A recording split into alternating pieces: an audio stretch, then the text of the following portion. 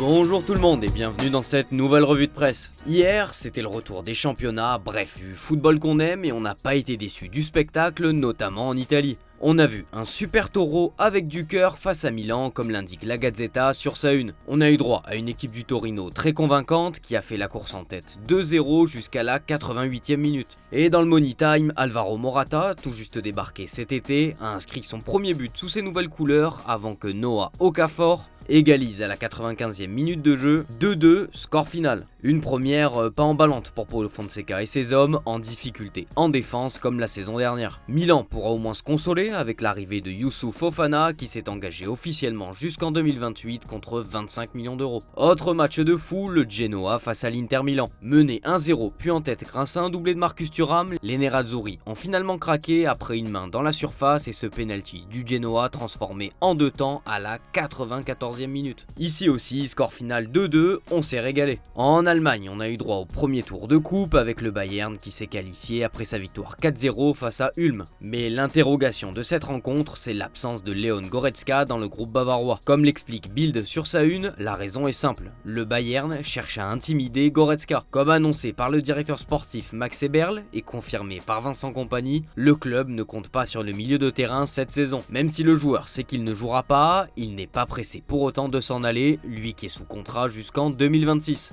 L'Atlético de Madrid et Naples sont à l'affût, reste à savoir si le milieu allemand se contentera de cette situation ou s'il voudra trouver du temps de jeu. Un petit mot pour le Bayer Leverkusen qui a remporté la Supercoupe d'Allemagne contre Stuttgart au tir au but 4-3 et en infériorité numérique après l'exclusion de Martin Terrier. Un nouveau trophée pour la bande à Xabi Alonso comme le souligne Kicker et qui fait le plein de confiance avant le retour de la Bundesliga. Allez, direction l'Angleterre avec le Daily Star qui met en avant la victoire de Liverpool 2-0 face à Ipswich en évoquant le slot time sur sa une. Pas convaincant en première mi-temps, les Reds se sont réveillés et ont inscrit 2 buts en 5 minutes grâce à Diogo Jota et Mohamed Salah. Absence remarquée dans ce groupe de Liverpool, celle de Joe Gomez. Relégué 4ème dans la hiérarchie des défenseurs centraux, l'Anglais réfléchit à son avenir selon le Liverpool Echo. Aston Villa, Newcastle, Fulham et Chelsea suivent sa situation. Liverpool laisse le joueur prendre sa décision. L'autre résultat marquant, la victoire d'Arsenal 2-0 face à Wolverhampton. Haut comme Kai, écrit le Daily Express en référence à l'ouverture du score de la tête de l'Allemand.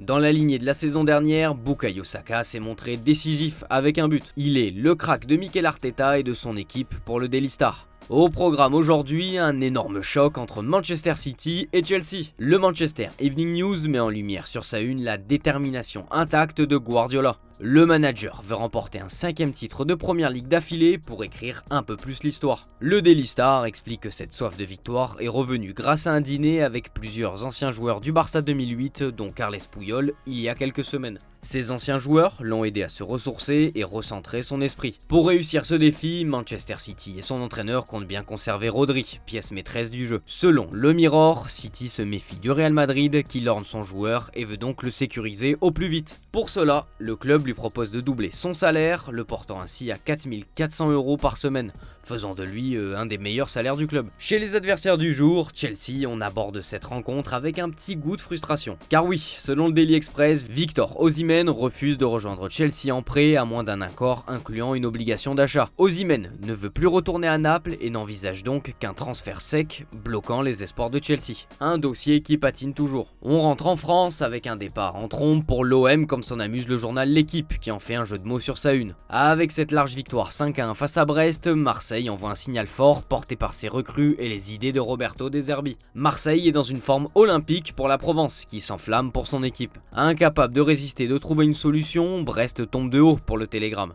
Autre résultat à signaler, Monaco parti du bon pied pour Monaco matin après ce succès 1-0 face à Saint-Etienne. Maintenant, on place un épisode moins emballant dans la victoire 2-0 de Lille face à Reims. On a assisté à un gros coup de froid sur Delonne après le violent choc à la tête d'Angel Gomes, entraînant l'arrêt du match pendant plus de 30 minutes, comme le titre l'Union. Heureusement, plus de peur que de mal, le joueur va bien, selon Olivier Létang. Enfin, après la blessure de Gonzalo Ramos pour 3 mois, le Parisien s'interroge. Le PSG a-t-il besoin de recruter un numéro 9 ?